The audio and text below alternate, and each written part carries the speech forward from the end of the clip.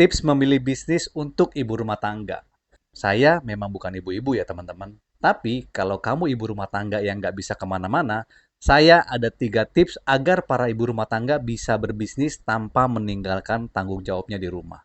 Sebelum lanjut, follow dulu akun saya ya ibu-ibu biar semakin mudah kita silaturahminya ke depannya.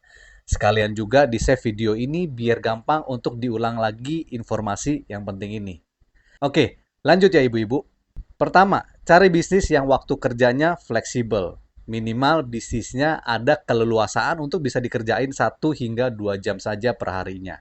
Tapi kalau memang akhirnya ibu-ibu bisa lebih banyak waktu untuk ngerjain bisnisnya, ya pastinya lebih bagus lagi. Yang kedua, modal yang terjangkau. Saya nggak mau bilang yang modalnya kecil ya, karena yang namanya modal itu relatif. Relatif terhadap kitanya sebagai yang punya uang, relatif juga terhadap value apa yang kita dapatkan dari modal yang kita keluarkan tersebut. Yang ketiga, resiko kecil. Resiko kecil ini ada hubungannya dengan modal juga pastinya. Modal yang relatif kecil pastinya resikonya juga kecil.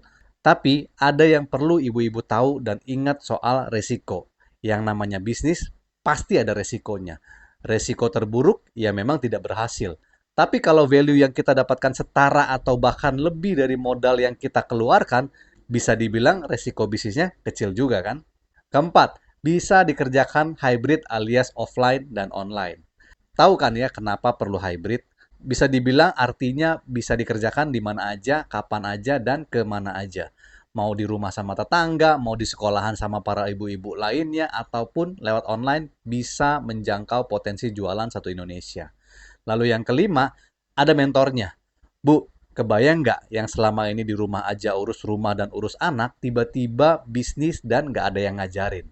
Jadi, paham kan ya kenapa perlu ada yang namanya mentor.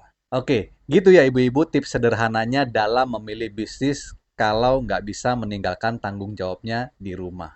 Ibu-ibu, kalau ada pertanyaan, silahkan tanyakan aja di kolom komentarnya. Juga sekalian nih, di-share ke teman-temannya para ibu-ibu juga yang memang mau berbisnis dan menghasilkan income dari rumah. Thank you ya ibu-ibu.